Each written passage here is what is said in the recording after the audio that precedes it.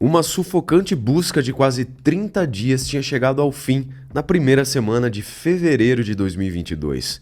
Era a pior notícia que a família poderia receber. A Esther Lopes de la Rosa finalmente tinha sido encontrada à beira de uma estrada em La Carrascosa, uma área próxima ao vilarejo de Transpinedo, que fica localizado em Valladolid, na Espanha. Misteriosamente ou não, o local onde o corpo foi achado já tinha sido vasculhado muitas vezes pelos moradores ali e também pela Guarda Civil, mas nada tinha sido encontrado lá nessas ocasiões. A Esther estava vestida com as roupas que ela usava no dia do seu desaparecimento e perto do seu corpo estavam seu celular e também suas chaves. Poderíamos dizer então que era evidente que o corpo dela tinha sido colocado ali há pouco tempo? E a partir desse momento, uma trama insólita que chamou a atenção da Espanha e que talvez ainda tenha pontas soltas teve início. E no episódio de hoje nós vamos conhecer em detalhes essa história. Eu sou o Marcos, sejam todos bem-vindos ao Insólito. Já peço de antemão que você clique no like para contribuir com o nosso trabalho. Considere também entrar para o nosso clube de membros se você puder. Se não puder, não tem problema, é só ficar com a gente até o final, que isso já é de grande ajuda para a produção independente aqui do Insólito, tá bom? E se você gosta desse apresentador que vos fala, peço que você me acompanhe também lá no Instagram, @oinsólito, tá bom? É isso. Quiser participar aqui do canal, é só enviar um Vamos aos Fatos com seu celular para contato@oinsólito.com.br. É isso. Recados dados. Olá, abduzidos. Vamos aos fatos?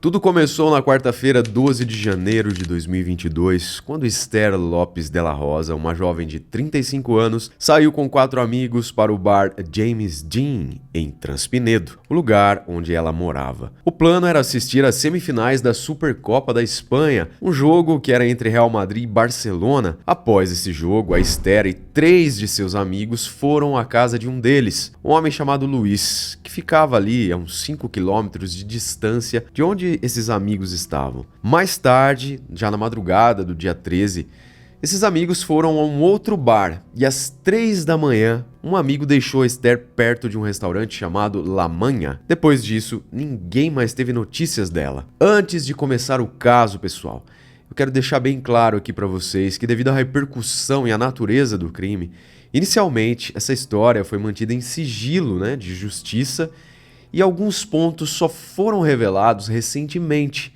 e por isso, alguns nomes dos envolvidos podem estar um pouco bagunçados, pois alguns tiveram seus nomes trocados, e devido a isso, nas matérias em que estudamos para confeccionar o roteiro de hoje, há certa divergência entre eles, entre os nomes aí das pessoas envolvidas. Mas, felizmente, os nomes dos principais envolvidos estão corretos, e essa baguncinha que eu mencionei aí em nada atrapalha o entendimento da história, tá bom? Mas achei importante frisar isso porque nós gostamos de deixar tudo às claras aqui pra vocês, tá? Continuando, Esther Lopes de la Rosa era a filha mais velha de Miguel Lopes e Maria Jesus de la Rosa. Ela tinha uma irmã chamada Inês, e as duas sempre foram muito próximas e amiga uma da outra, não é? Na véspera do caso, toda a família estava muito feliz e ansiosa, pois a Inês estava grávida e a Esther, já com 35 anos, estava radiante à espera da sua primeira sobrinha. Esther sempre foi um espírito livre, embora fosse responsável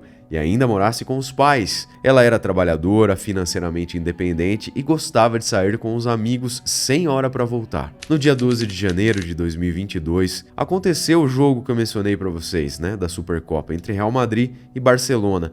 E a Esther era apaixonada por esporte. Então ela combinou de sair com alguns amigos para que eles fossem até um restaurante e pudessem assistir a essa partida, um grande clássico lá na Espanha, não é? Aliás, um dos maiores clássicos do mundo, se pá. Ela saiu da casa no início da tarde e foi para um restaurante chamado La Manha, que fica localizado em Transpinedo, em Valladolid, na Espanha, próximo da casa dela e que também era ali dos pais de um dos amigos dela, Lúcio Carlos, que é conhecido como Carolo. Ele já estava esperando por ela junto com um outro amigo, Luiz. Já no estabelecimento, a Esther ainda ligou para mais 2 amigos, Thomas, que em alguma matéria é mencionado como Ramon, e Oscar Sandes Moreno. Juntos, eles assistiram a partida de futebol enquanto faziam uso, consumo, aliás, de bastante líquidozinhos ali para maiores de idade, bebidas, em quantidades elevadas, como é mencionado aí nas fontes. Tomás foi embora e os outros, ou seja, a Esther, o Carolo e também o Oscar, foram para a casa de Luiz, onde eles continuaram bebendo e também aí deram um upgrade na festinha, fazendo uso de substâncias aí que eu não posso mencionar aqui. Um pozinho branco, se é que vocês me entendem. Por volta então das 2 da madrugada, Luiz, o dono da casa, já estava muito cansado e os amigos, Esther, Carolo e Oscar, tiveram que ir embora no carro do Oscar. Mas ela nunca chegou em sua casa. Na manhã seguinte, às 5h40, Maria de Jesus, a mãe de Esther, recebeu uma mensagem da filha. Infelizmente, esse conteúdo da mensagem nunca foi divulgado, mas não teria sido nada demais, já que ela não ficou preocupada e nem alarmada quando viu a tal mensagem. Mas, no decorrer do dia, a Esther não respondia mais às mensagens da mãe e nem atendia as ligações, o que não era algo comum, já que a sua irmã já estava quase na reta final da gestação e ela sempre ficava atenta esperando ser avisada do nascimento da sobrinha. Mas, como já mencionei para vocês, a Esther sempre foi bem livre, né? Não era muito apegada a esse tipo de coisa, porque ela tinha 35 anos, era independente financeiramente, não tinha filho, não tinha marido, namorado. Inclusive, em outras ocasiões, ela já tinha viajado, ficado 1 ou 2 dias fora sem falar com ninguém da família ali. Então, por esse motivo, embora a situação fosse levemente estranha, digamos, os pais, a irmã ali, meio que não se alarmaram nesse primeiro momento. Porém, os dias foram passando e ninguém conseguia uma comunicação com ela, e só no dia 17 de janeiro, lembrando que tudo aconteceu no dia 13, 4 dias depois então, né, da última vez que tiveram notícias da Esther. Então, os familiares passaram a ligar para os amigos dela e foi assim que eles descobriram que eles haviam saído da casa do Luiz por volta das 2, 3 da manhã e o Oscar, que teria sido o último a ver a Esther, digamos, afirmou que tinha deixado a mulher na estrada a aproximadamente 500 metros da casa dela, pois a Esther havia lhe afirmado que outra pessoa iria passar para buscá-la e que juntos eles iriam para um outro bar continuar festejando. Diante da situação de não saber quem seria essa outra pessoa aí que passaria lá para buscar a Esther, a família procurou a delegacia de Transpinedo e relatou todo o caso, o desaparecimento da jovem. A polícia então ficou extremamente preocupada com a situação, já tinha passado muito tempo, né? Pois de fato, fosse um desaparecimento ou algo mais grave, as investigações já estavam comprometidas devido à demora em denunciar o caso, já que as primeiras horas, como todos nós sabemos, são essenciais para que se consiga ali uma testemunha, uma evidência concreta que leve ao paradeiro da possível vítima e também do possível criminoso.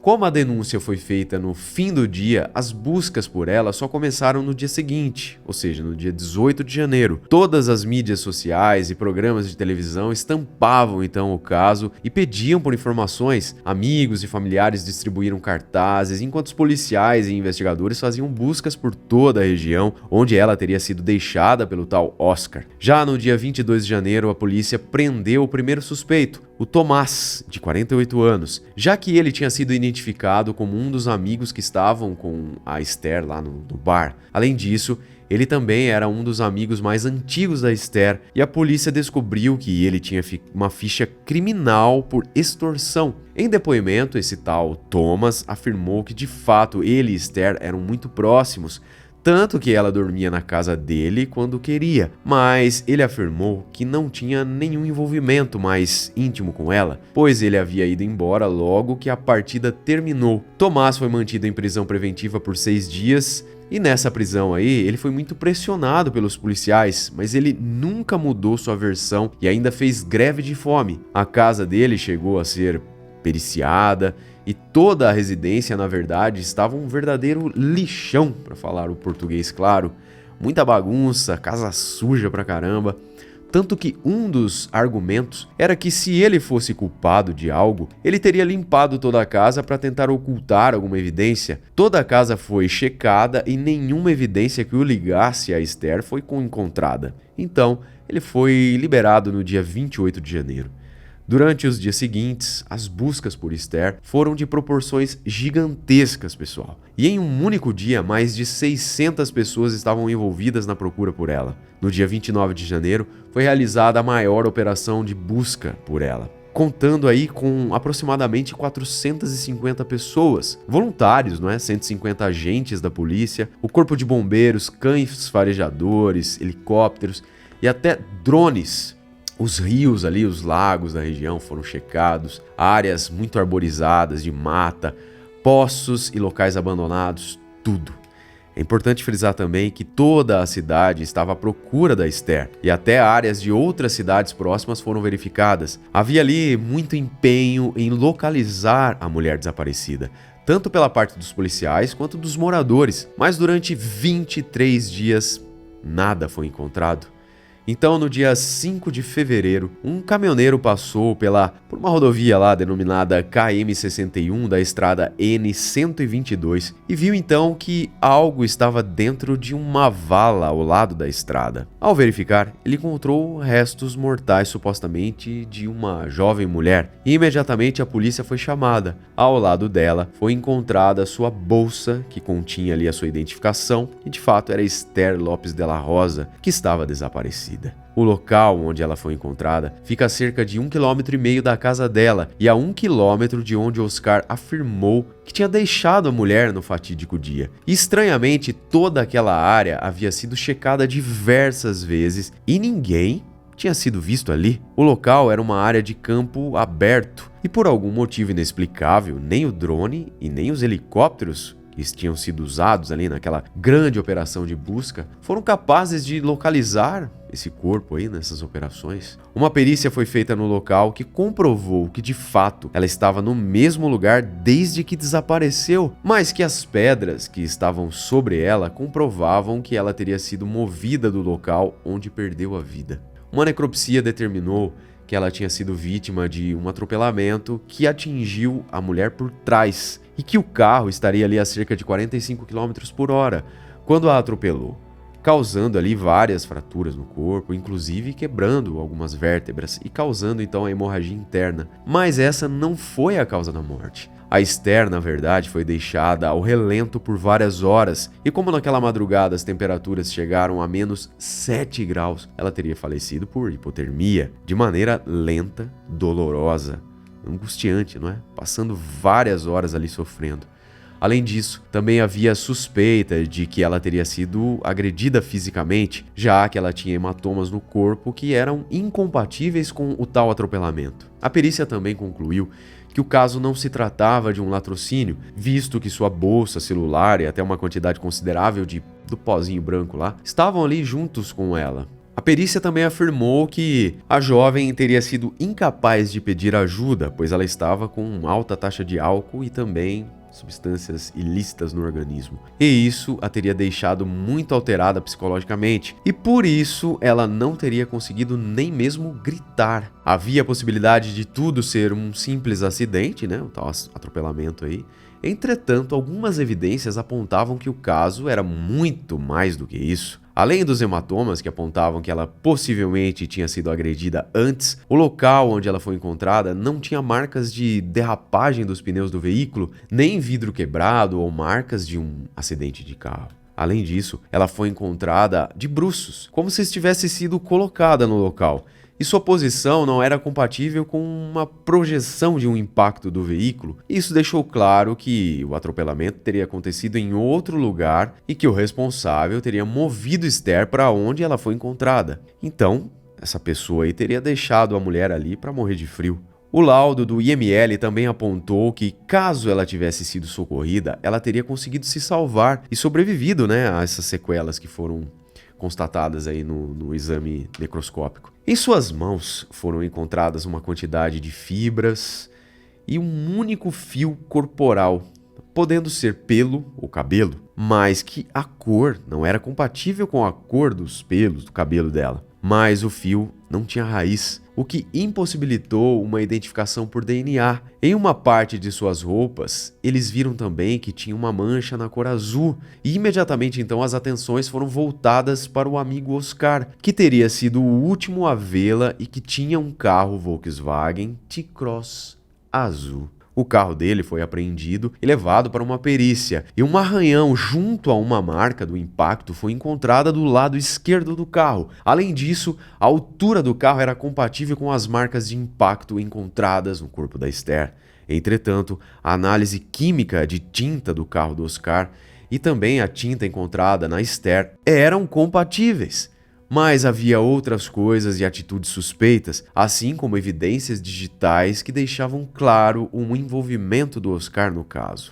Digamos que provas mais que circunstanciais estavam colocando o Oscarzito aí num beco sem saída. Mas continuemos. Oscar era o melhor amigo de Inês, a irmã da Esther, vocês se lembram? Inês, grávida. E quando todos estavam procurando por ela, fazendo ligações e buscas, estando todos preocupados, o Oscar era o único que estava tranquilão e ainda teria tentado minimizar a situação, falando que eles não precisavam se preocupar, que logo a Esther iria voltar. A Inês chegou a pedir ao melhor amigo para verificar se o celular da irmã não tinha ficado caído, ou ali no carro dele, né? Mas o Oscar demorou 2 dias para poder dar uma procurada pelo celular. Em depoimento, o tal Oscar aí afirmou que naquela noite Esther insistiu muito que queria continuar a festejar e após saírem da casa do Luiz, Carolo, Oscar e Esther, ela teria ficado muito irritada porque nem ele e nem o Carolo queriam ir com ela até o centro para que eles pudessem continuar ali na manguaça em outro bar. Gente, só fazendo um parênteses aqui, eu tô relatando aqui essas pessoas porque elas estavam todas juntas, como vocês se lembram, não é? Muito bem. Então, esse cara aí, o Oscar, né, teria deixado o Carolo na casa dele por volta das 2h15, que ficava ali no meio do caminho, né, enquanto ele levava para casa a Esther. E ela teria pedido para o Oscar parar o carro, então desceu, falando que voltaria para casa andando sozinha, pois ela estava muito irritada com o Oscar. Ele, então, teria deixado a Esther sozinha ali a cerca de 500 metros da casa dela por volta das 2h30 e imaginou que ela chegaria bem em casa.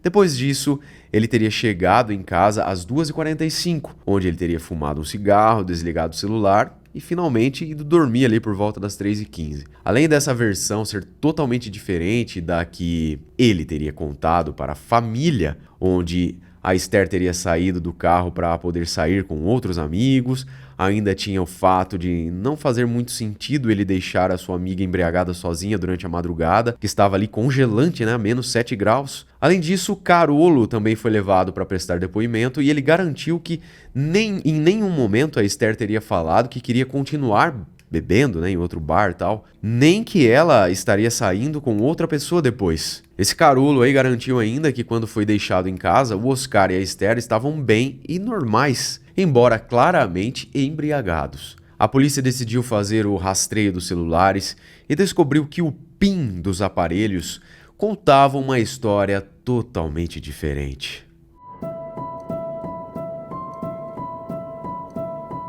Às 3h26, o celular de Oscar se conectava com a torre na rua Romeral, onde ele morava, e o celular da Esther se conectou a essa mesma torre às 3h22, mostrando que os dois estavam juntos no mesmo local em um horário que o Oscar garantiu que já tinha deixado Esther na estrada e que supostamente já estaria deitado dormindo. Às 3h29, o celular dele se conectou com o Bluetooth do carro dele, e o celular de Esther se conectou às 3h40. Depois disso, o celular de Oscar se conectou às 5h24 com o Wi-Fi de sua casa. O celular dele ficou em modo avião das 6h43 até as 9 horas da manhã. E o de Esther das 6h31 até as 8h55. Ou seja, isso mostrava atividades similares nos dois aparelhos que claramente estavam próximos um do outro durante todo esse período. Uma linha do tempo totalmente diferente do depoimento de Oscar. Ou seja, as provas que realmente importam, além do depoimento claramente criativo do sujeito, colocavam ele definitivamente num beco sem saída, não é? A polícia acreditava que ele teria deixado o celular em modo avião para que não fossem registradas ali todas as atividades que ele fizesse. O GPS do Oscar mostrou que ele teria feito ao menos 3 viagens entre a casa dele e as proximidades ali da casa da Esther e o local onde ela foi encontrada. Entre as 3h30 e as 8h40, indo e voltando. As câmeras de segurança da cidade também localizaram um carro idêntico ao de Oscar, ou seja, um T-Cross azul, não é? Entrando em um lava-rápido na Avenida Zamora, e o carro ficou sendo higienizado por cerca de 17 minutos na manhã do dia 13 de janeiro. As imagens eram muito ruins para que pudesse verificar a placa do carro e quem era o condutor, mas a cidade de Transpinedo é bem pequena, contando com apenas 1.149 habitantes em 2021. E não havia outro carro T-Cross, vai vendo, na mesma cor azul do Oscar. Então era impossível que esse carro aí não fosse o dele. Além disso, as imagens mostravam que no retrovisor do carro tinha um cordão pendurado, o mesmo que estava no carro dele. E o GPS do carro depois também confirmou que ele esteve naquele lugar no mesmo dia e na mesma hora das imagens registradas pelas câmeras de segurança. Já em abril, galera, o Oscar foi convocado para depor no Tribunal de Instruções número 5 de Valladolid. Essas terminologias, galera, é só porque é assim que é relatado, tá? Mas bem diferente da gente aqui, né? Enfim, a promotoria então apresentou nesse dia uma acusação de que Oscar teria cometido homicídio doloso e trouxe uma teoria sobre os fatos. Ele possivelmente teria tido algum tipo de discussão com a Esther, talvez por tentar uma investida íntima ou por causa de algum problema para conseguir mais drogas. E nesse momento, ele teria a agredido fisicamente ainda dentro do carro. Ela saiu do carro e meio que saiu andando por ali, né? Mas o Oscar teria virado o carro e atropelado a mulher por trás, com a intenção clara de se vingar dela por algum motivo. E aqui, se a gente conjugar todo o fato que eles estavam mamados, meio que cheiradinhos ali, uma versão bem plausível, eu diria, não é? Ao ver que ela ainda estava viva depois desse fato aí, o cara teria colocado no porta-malas, né, a mulher toda machucada ali, e levado ela para casa dele. Ele então teria deixado a mulher ao relento, onde ela passou horas sofrendo com frio. Depois disso, várias horas depois, entre 7 e 8 da manhã, ele então teria ido ao local onde ela foi encontrada. Onde ali, então, né, ele acabou descartando o corpo dela na vala.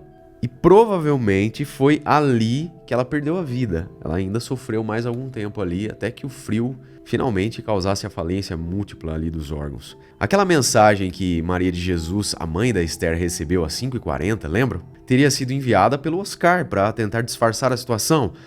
Um clichê, não é? Depois, ele teria ido até o Lava Rápido para se livrar das evidências que teriam ficado no carro. Uma parte importante da história a ser mencionada é que o celular da Esther, que estava ao lado dela quando ela foi encontrada, estava completamente limpo, sem nenhuma digital, nem mesmo dela. Mesmo diante das evidências, o juiz entendeu que as provas eram circunstanciais demais e que tudo eram conjecturas, não sendo o suficiente para que ele fosse acusado formalmente e o processo desse prosseguimento. Então, os investigadores continuaram a analisar o caso.